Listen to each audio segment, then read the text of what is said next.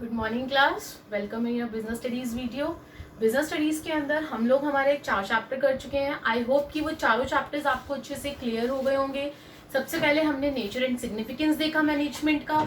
उसके बाद हम लोगों ने प्रिंसिपल्स देखे कि बिजनेस के अंदर, मैनेजमेंट के अंदर स्पेशली आपके कौन कौन से प्रिंसिपल्स हैं जो आप लोगों को पता होने चाहिए।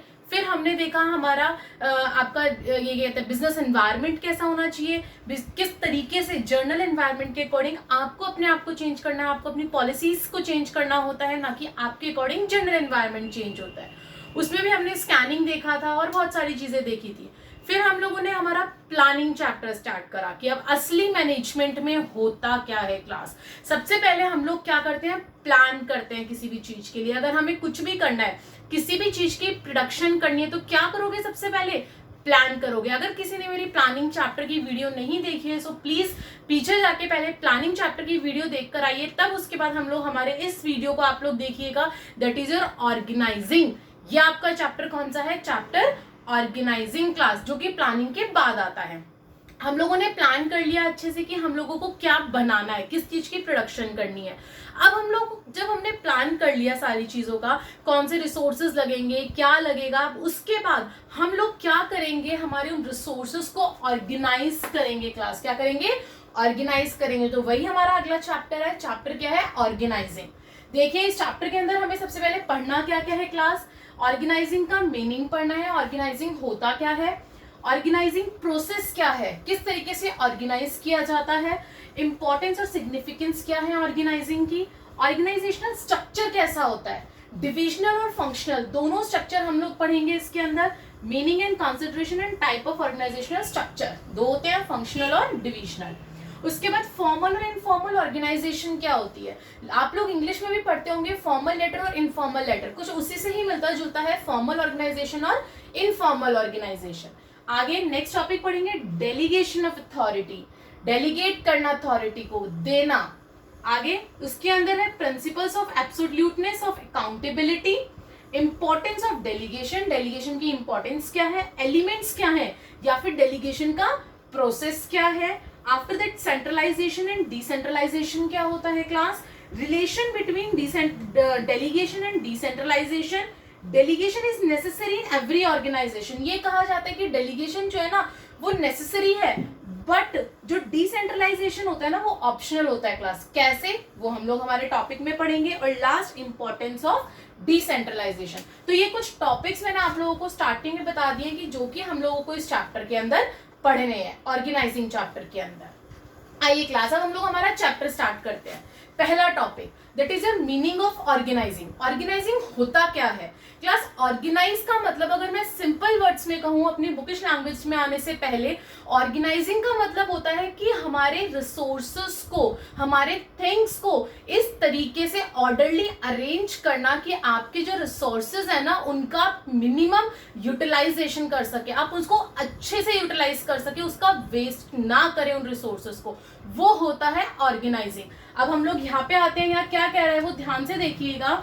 Organisation can be defined as, क्या डिफाइंड करा है, आइडेंटिफाइंग एंड ग्रुपिंग, आइडेंटिफाई करना, ग्रुपिंग करना किस चीज का, डिफरेंट एक्टिविटीज का ऑर्गेनाइजेशन के अंदर, and bringing together the physical, financial and human resources to establish most productive relations for the achievement of specific goal of organization. Class इस पूरी लाइन का मतलब ये है कि हमारे डिफरेंट एक्टिविटीज को आइडेंटिफाई करना, फिर उनको ग्रुपिंग करना, सारी एक्टिविटीज को देखना अच्छे से, उसके बाद उन्हें अलग से ग्रुपिंग करना ऑर्गेनाइजेशन के अंदर, और उसके बाद फिर सारे रिसोर्सेज को, किस किस को, फिजिकल रिसोर्स, फाइनेंशियल रिसोर्स और ह्यूमन रिसोर्स, तीनों को एक साथ लेकर आना, ताकि हम लोग हमारी जो प्रोडक्टिव रिलेशन है उनके थ्रू हमारे ऑर्गेनाइजेशन के गोल को इजीली अचीव कर सके। तो इसे कहते हैं ऑर्गेनाइजिंग।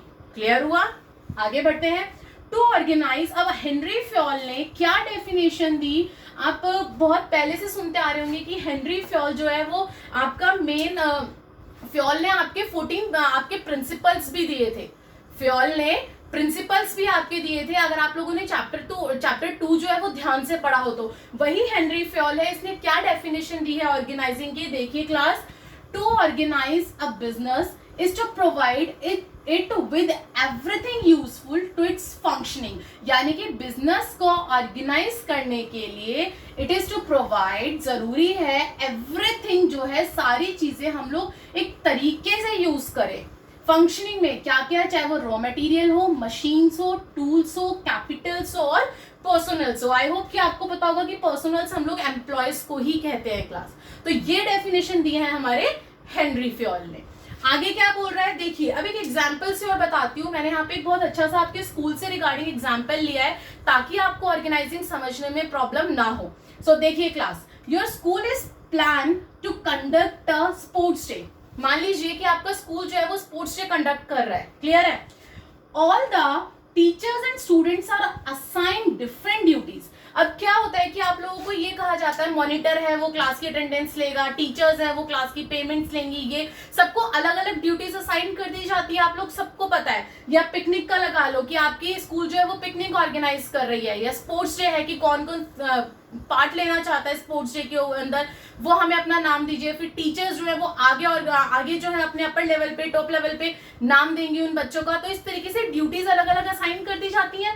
तो वही यहाँ पे बोला आगे, various resources are arranged and a coordinator is appointed. अब जब स्टूडेंट्स ने और टीचर्स ने अपनी ड्यूटीज अच्छे से निभा ली तो एक कोऑर्डिनेटर होता है। आई होप कि आपके स्कूल में भी एक इंचार्ज कोऑर्डिनेटर होगा, एक जो अपर लेवल का कोऑर्डिनेटर होता है, उसको कोऑर्डिनेटर को अपॉइंट किया जाता है, जिससे कि स्टूडेंट्स टीचर को बताएंगे सारी चीजें और टीचर्स किसको जाके बताएगा, कोऑर्डिनेटर को बताएगा। whom everyone report for the work done and pending। जिस कोऑर्डिनेटर को सब लोग ये बताएंगे कि कितना काम हो गया और कितना रह गया। तो ये जो असाइनिंग ऑफ ड्यूटीज हो गया ना क्लास, ये जो पूरा प्रोसेस हो गया, काम को बांटना हो गया, ये कहलाता है आपका ऑर्गेनाइजिंग। आई होप कि अब इस एग्जाम्पल से आपको और अच्छे से क्लियर हो गया होगा कि ऑर्गेनाइजिंग क्या होता है। So this whole arrangement is called organizing. ये जो पूरा अरेंजमेंट किया गया ना, कि जो असाइन की गई, स्टूडेंट्स को ड्यूटीज अलग असाइन करी गई, टीचर्स को अलग करी गई, फिर उन लोगों ने आके कोऑर्डिनेटर को सारी चीजों के बारे में बताया कि इतना काम हो गया, इतना नहीं हुआ। ये जो पूरा अरेंजमेंट है ये क्या कहलाता है, ऑर्गेनाइजिंग। इसी तरीके से हमारी कंपनी के अंदर होता है क्लास कि आइडेंटिफाई और ग्रुपिंग करना हमारी एक्टिविटीज को ऑर्गेनाइजेशन के अंदर, फिर सारे रिसोर्सेज मिलके क्या करते हैं, उस काम को एस्टैब्लिश करते हैं, मोस्ट प्रोडक्टिव रिलेशंस, यानी कि बहुत अच्छे तरीके से प्रोडक्शन करते हैं, और लास्ट में क्या करते हैं, अपने ऑर्गेनाइजेशन गोल को अचीव करते हैं। क्लियर हुआ? ये था हमारा मीनिंग ऑफ ऑर्गेनाइजिंग। अब हम लोग देखेंगे हमारा second point, that is your organizing process. Yes class, अब हम लोग देख रहे हैं हमारा ऑर्गेनाइजिंग प्रोसेस। अभी हम लोगों ने समझा ऑर्गेनाइजिंग होता क्या है। अब ऑर्गेनाइजिंग का प्रोसेस क्या होता है क्लास, देखिए ध्यान से। सबसे पहले ऑर्गेनाइजिंग में मैं बार बार बोल रही हूँ कि आइडेंटिफाई और ग्रुपिंग करा जाता है हमारी एक्टिविटीज को, यही मैंने बताया। तो हमारा पहला प्रोसेस यही होगा कि हम लोग हमारी एक्टिविटीज को आइडेंटिफाई करेंगे और उसको डिवीजन करेंगे, वर्क को बांटेंगे क्लास। देखिए identify and division of work क्या है। सबसे पहला, division of total work into smaller units, यानी कि जॉब। हम लोग अपनी कंपनी के अंदर क्या क्या काम कर रहे हैं उस पूरे वर्क को हम लोग पहले डिवाइड कर लेंगे और उस स्मॉलर यूनिट्स को क्या नाम दे देंगे, जॉब्स दे देंगे।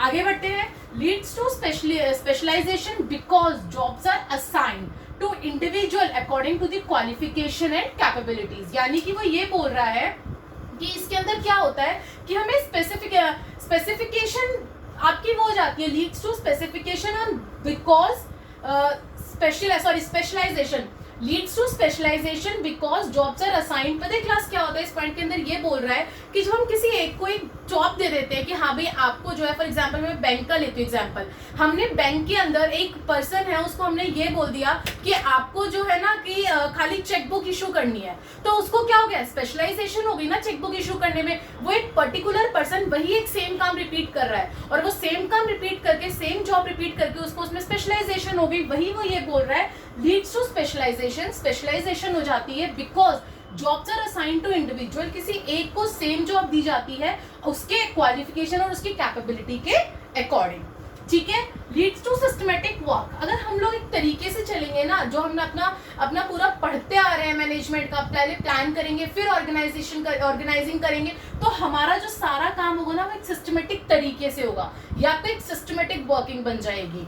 नेक्स्ट क्या बोल रहे हैं, division of work, make sure there is no duplication of work and there is no burden of work on one person. Obvious सी बात है कि अगर आप एक काम एक पर्सन को दे रहे हैं, अगर आप बांट रहे हैं स्मॉलर यूनिट्स में सारे वर्क को, टोटल डिवीजन ऑफ वर्क को आप स्मॉलर यूनिट्स में, जॉब्स में बांट रहे हैं, तो कोई डुप्लीकेशन का काम ही नहीं रहेगा। ऐसा नहीं होगा कि हाँ भी अगर एक पर्सन इशू कर रहा है और दूसरा भी इशू कर रहा है, हो सकता है दोनों में से कोई एक डुप्लीकेट, मतलब आपका कुछ घपलाबाजी कर दे या कुछ भी कर दे, डुप्लीकेशन हो जाए या कुछ किसी भी टाइप की कोई भी प्रॉब्लम क्रिएट हो सकती है। और साथ में उसने बोला बर्डन जो है वो किसी, there is no burden of work on one person, किसी एक पे बर्डन नहीं पड़ेगा। कैसे, अगर जो चेक इशू कर रहा है उसी को हमने बोल दिया कि भाई आप जो है पेमेंट भी लेनी स्टार्ट कर दीजिए, तो उसके ऊपर बर्डन नहीं होगा। क्यों? क्योंकि हम लोगों ने ऑर्गेनाइज करा है अपने काम को, हम लोगों ने डिवाइड करा है अलग अलग में।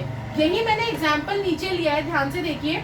इन बैंक के अंदर 1% एक्सेप्ट कैश, 1% होता है जो अपना कैश एक्सेप्ट करता है।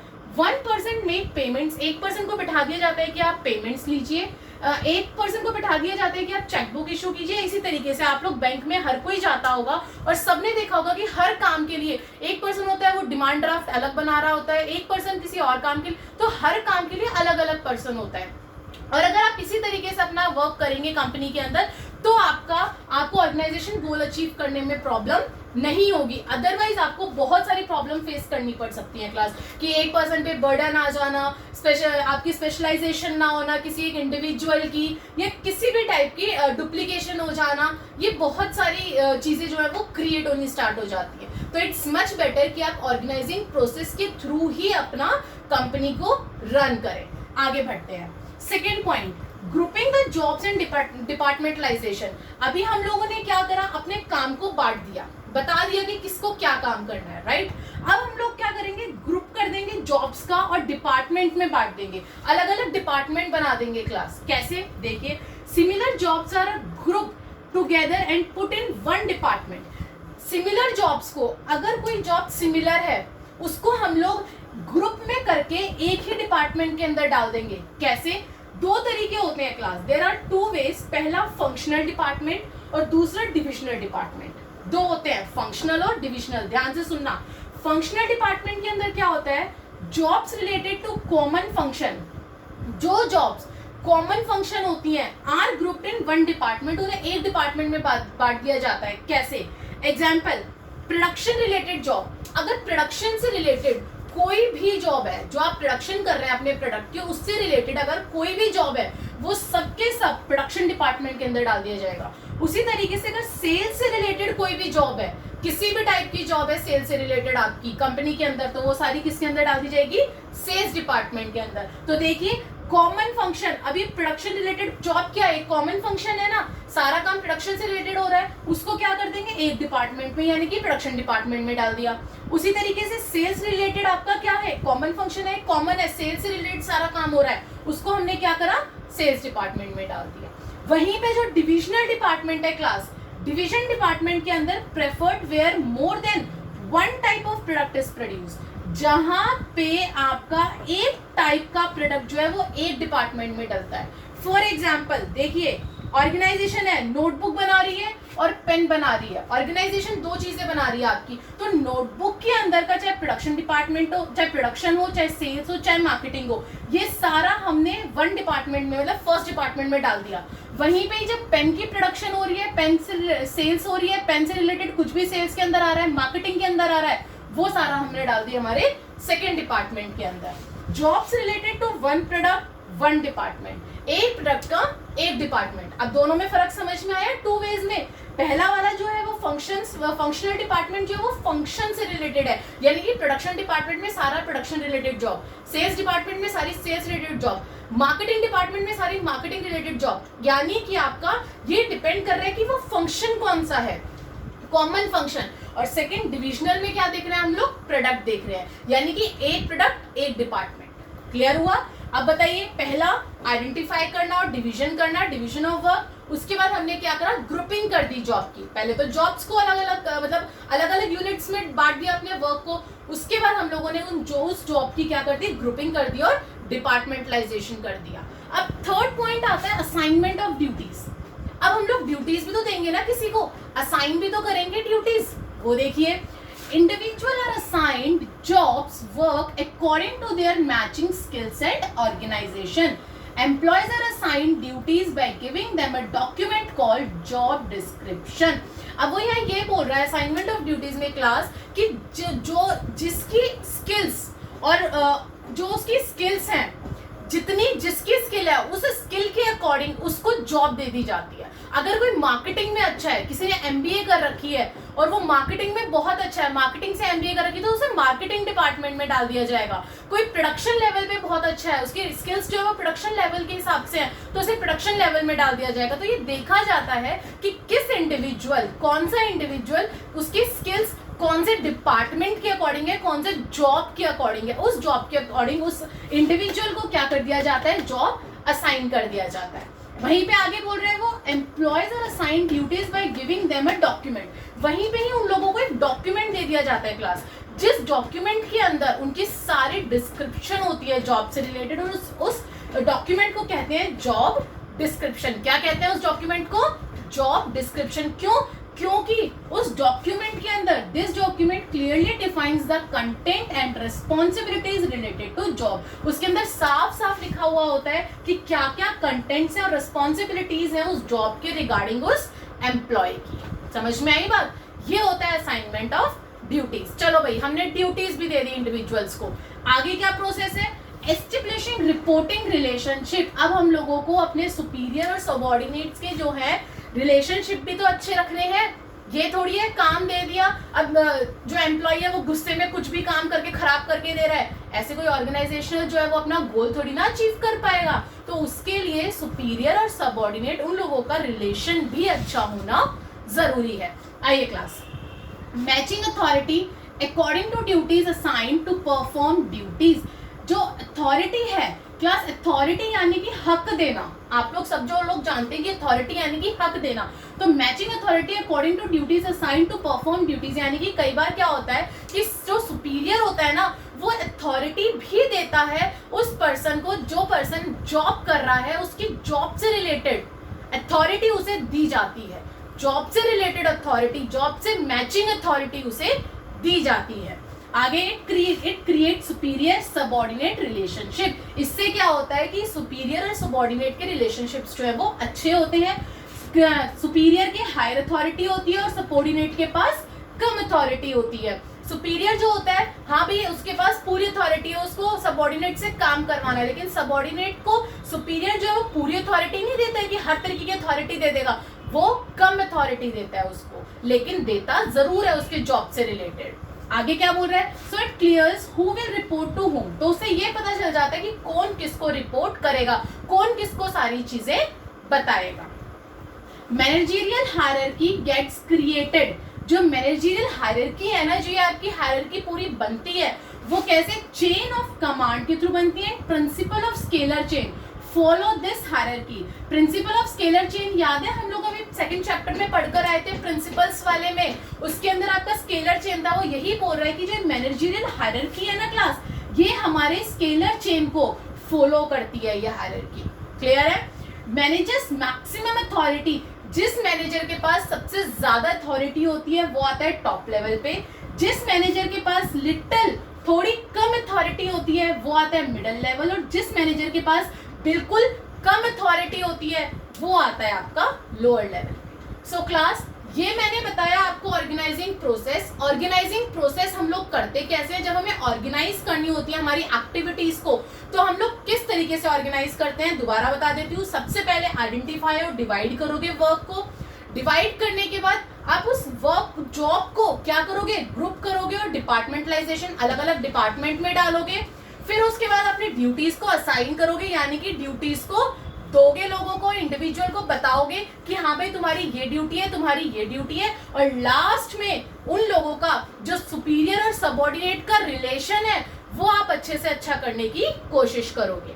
अब हम लोग हमारा नेक्स्ट टॉपिक उठाते हैं, इंपॉर्टेंस ऑफ ऑर्गेनाइजिंग। आइए class.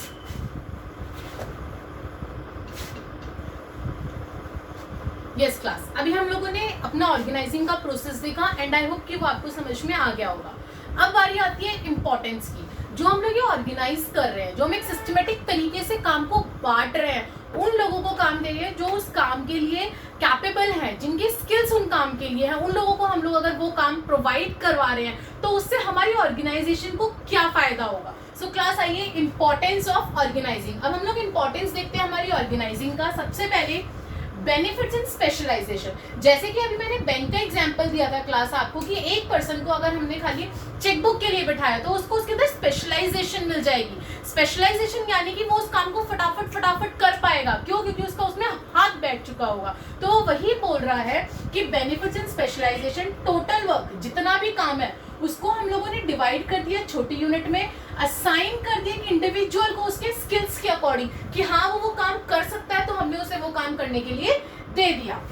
It brings specialization when individual perform one job repeatedly। जब कोई एक पर्सन एक काम को रिपीटेडली करता है ना क्लास, तो उसका उसके अंदर स्पेशलाइजेशन ऑटोमेटिकली आ जाता है। अगर मैं बात करूं आप लोगों की, अगर आप लोग एक सब्जेक्ट पढ़ना स्टार्ट कर दे, मान लो कोई भी एक सब्जेक्ट है, आप लोग बार बार उसी सब्जेक्ट को पढ़ रहे हैं, तो आपकी भी उसमें स्पेशलाइजेशन हो जाएगी ना। तो वही चीज वो यहाँ कह रहे हैं कि जब एक इंडिविजुअल किसी काम को परफॉर्म करता है रिपीटेडली, बार वही सेम वर्क करता है, तो उसकी उसमें स्पेशलाइजेशन हो जाती है। तो वही बता रहे हैं बेनिफिट्स इन स्पेशलाइजेशन।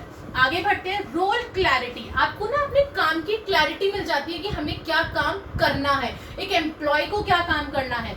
मैनेजर जो है असाइन जब करता है जॉब, वो क्लियरली डिफाइन करता है what exactly employee has to do, कि एक एम्प्लॉय को क्या काम करना है। तो रोल क्लैरिटी हो गया, आपका अपना रोल जो ऑर्गेनाइजेशन के अंदर आपको क्लियर हो गया कि क्या काम करना है। क्लैरिटी इन वर्किंग रिलेशनशिप, यानी कि आपको जो रिलेशनशिप सुपीरियर और सबऑर्डिनेट का है ना, उसके अंदर भी अच्छी क्लैरिटी आ जाती है काम करने की। कैसे?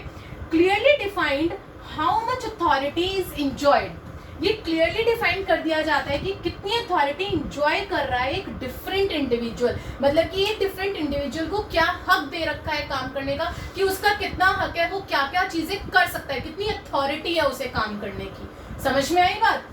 Everyone knows who will report to whom and to whom he give order, to whom he can give order। यानी कि ये सबको पता है कि किस सबऑर्डिनेट को, किस सुपीरियर को बताना है कि उसने क्या काम करा, और किस सुपीरियर को ये ऑर्डर देना है अपने किस सबऑर्डिनेट को। इसके अंदर ये भी क्लियर हो जाता है इस रिलेशनशिप के अंदर कि हाँ भाई, ये जो मान लो कि दो सुपीरियर है ए और बी, और यहाँ पे सी और डी है इसके अंडर, ए के अंडर, और यहाँ पे ई और एफ है, तो ये क्लियर हो जाता है कि जो बी ए है ना, वो सी और डी को देगा अपने जितने भी कमांड होगी, और बी किसको देगा, ई और एफ को देगा। तो वही चीज यहाँ पे कह रहे हैं, क्लैरिटी हो जाती है वर्किंग रिलेशनशिप में कि किसको किसके साथ काम करना है।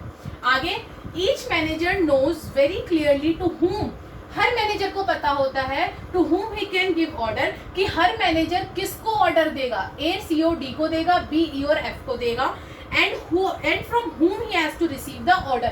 और ए को पता है कि मुझे किन दोनों, ए को और सी और डी को पता है कि मुझे किससे ऑर्डर लेना है, सी और डी को पता है कि मुझे ए से ऑर्डर लेना है, और ई और एफ को पता है कि मुझे बी से ऑर्डर लेना है। ई और एफ ए से ऑर्डर नहीं लेंगे, सी और डी बी से ऑर्डर नहीं लेंगे।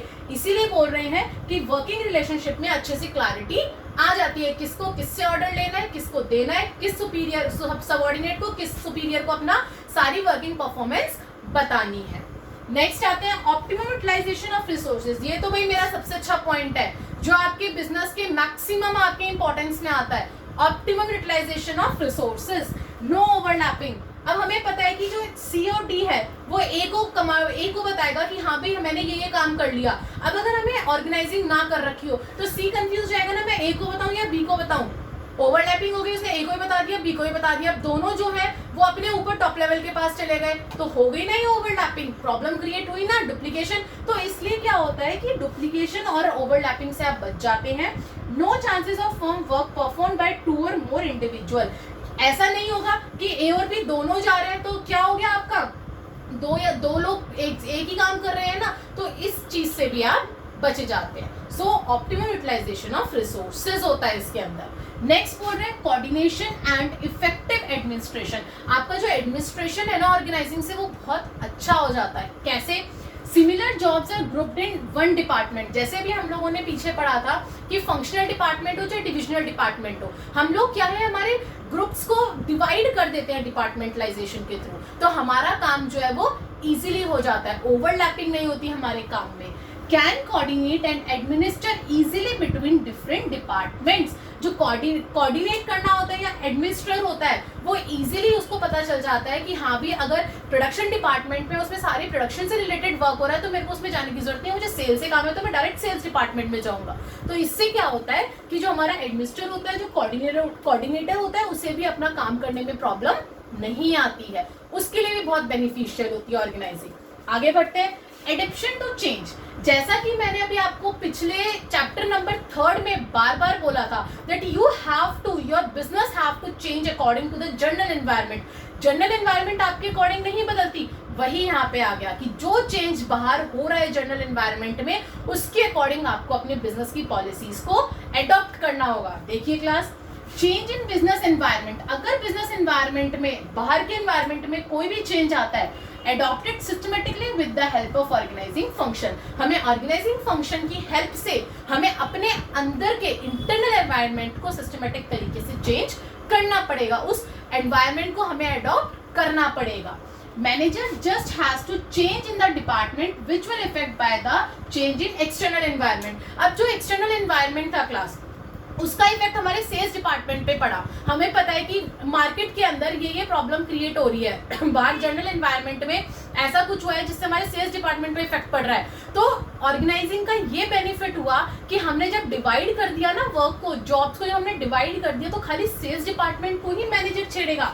Manager has to change that department, only वो उस डिपार्टमेंट को ही चेंज करेगा जिसके अंदर एक्सटर्नल एनवायरनमेंट की वजह से आपको चेंजेस अडॉप्ट करने पड़े हैं। अब उसको सारे डिपार्टमेंट्स को छेड़ने की जरूरत नहीं है कि हाँ भाई वो प्रोडक्शन में भी चेंजेस करेगा, सेल्स में भी करेगा, सब में करेगा, नहीं। खाली एक्सटर्नल एनवायरनमेंट की वजह से जिस अंदर के एनवायरनमेंट में, जिस डिपार्टमेंट में आपको चेंजेस अडॉप्ट करने हैं, आप सिर्फ उसी डिपार्टमेंट में अडॉप्ट करेंगे। क्लियर है?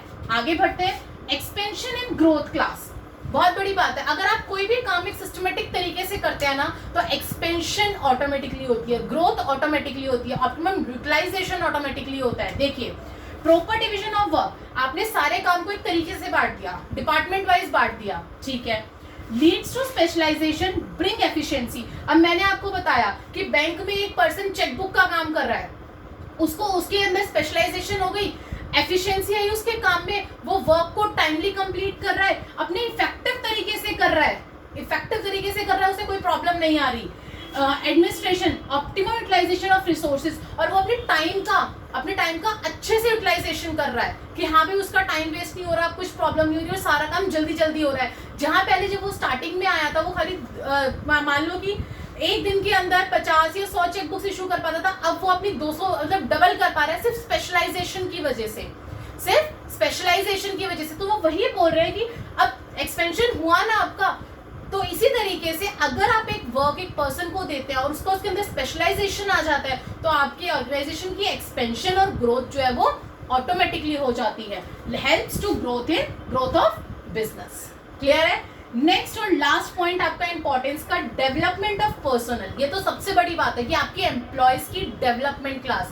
अब एक बात बताइए, जब एम्प्लॉय इतने अच्छे तरीके से काम कर रहा है, उसको स्पेशलाइजेशन मिल रही है, तो क्या उसकी डेवलपमेंट करवाना आपका काम नहीं है, मैनेजर का काम नहीं है, ऑर्गेनाइजेशन का काम नहीं है कि अगर इन केस न्यू टेक्नोलॉजी आती है तो आपको अपने एम्प्लॉय को वो न्यू टेक्नोलॉजी सिखानी चाहिए ताकि आपकी ऑर्गेनाइजेशन को ही वो एम्प्लॉय क्या कर सके, बेनिफिट दे सके। आइए, managers can concentrate to develop new methods and ways by performing job. Managers क्या होते हैं ना कि वो ये ध्यान में रखते हैं स्कैनिंग करवाते वक्त कि हमारे यहाँ पे अब एनवायरनमेंट के अंदर क्या नई टेक्नोलॉजी आई, कौन सी नए मेथड्स है अपने प्रोडक्ट को लॉन्च करने के, प्रोडक्शन करने के, अपने प्रोडक्ट को कौन से नए अपने जॉब्स को परफॉर्म करने के कौन से नए तरीके आए हैं, वो ये ध्यान में रखता है। डेलीगेशन नॉट ओनली रिड्यूसेस, अगर हम लोग डेलीगेशन करें ना, डेलीगेशन आप लोग सोच रहे होंगे होता क्या है, अभी हम लोग आगे पढ़ेंगे पूरा डेलीगेशन के बारे में। अभी आप खाली इतना समझ लीजिए कि जब डेलीगेशन हम लोग हमारे ऑर्गेनाइजेशन के अंदर करते हैं तो उससे क्या होता है कि वर्कलोड मैनेजर के ऊपर से रिड्यूस हो जाता है, वो अपनी थोड़ी सी अथॉरिटी जो है वो नीचे पास ऑन कर देता है, अपने से नीचे वाले लेवल वाले पर्सन को दे देता है, जब वो अपना आधा काम, अपनी अथॉरिटी नीचे वाले पर्सन को दे देता है तो उसके ऊपर से वर्कलोड कम हो गया।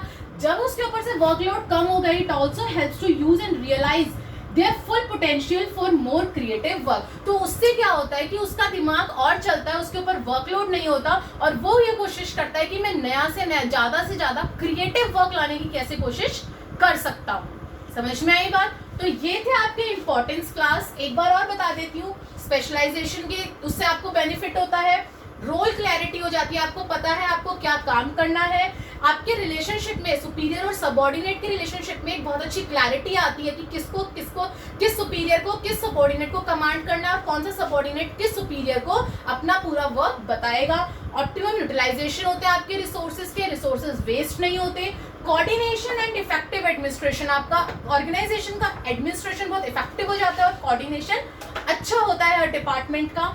Adoption to change, external environment के हिसाब से अगर ऑर्गेनाइजिंग आपने कर रखी है तो जिस डिपार्टमेंट के अंदर आपको चेंज लाना है आप इजीली सिर्फ उसी डिपार्टमेंट को छेड़ेंगे, बाकी किसी डिपार्टमेंट को नहीं छेड़ेंगे। नेक्स्ट, एक्सपेंशन एंड ग्रोथ, जब स्पेशलाइजेशन आ जाती है ना क्लास, और स्पेशलाइजेशन आने से आपका जो काम है वो इफेक्टिव और एफिशिएंट वे में होने लगता है, तो ग्रोथ एंड एक्सपेंशन होने स्टार्ट हो जाती है आपकी ऑर्गेनाइजेशन की। और लास्ट, डेवलपमेंट ऑफ पर्सनल, यानी कि अगर मैनेजर जो है वो डेलीगेट कर देता है अपनी अथॉरिटी तो उसके पास वर्कलोड कम होने की वजह से वो अपनी और नए नए तरीके इजीली ढूंढ पाता है, क्रिएटिव वर्क कर पाता है ताकि वो एम्प्लॉयज का डेवलपमेंट करवा सके। सो क्लास इस वीडियो के अंदर हम लोगों ने हमारे 3 टॉपिक देखे चैप्टर ऑर्गेनाइजिंग के। सबसे पहला ऑर्गेनाइजिंग होता क्या है, उसके बाद हमने देखा ऑर्गेनाइजिंग के ये इंपॉर्टेंस देखे हम लोगों ने, और इससे पहले देखा ऑर्गेनाइजिंग का प्रोसेस, क्या तरीका है ऑर्गेनाइज करने का अपने काम को। सो क्लास, आई होप कि आपको ये वीडियो समझ आई होगी, और अगर समझ नहीं आई, जो डाउट है अपने डाउट्स मुझसे कमेंट बॉक्स में जरूर पूछिएगा, और इस वीडियो को लाइक, शेयर और सब्सक्राइब करिए ताकि अब आगे जो हम लोग नेक्स्ट टॉपिक चैप्टर का करने वाले हैं वो आप तक आसानी से पहुंच सके। Thank you.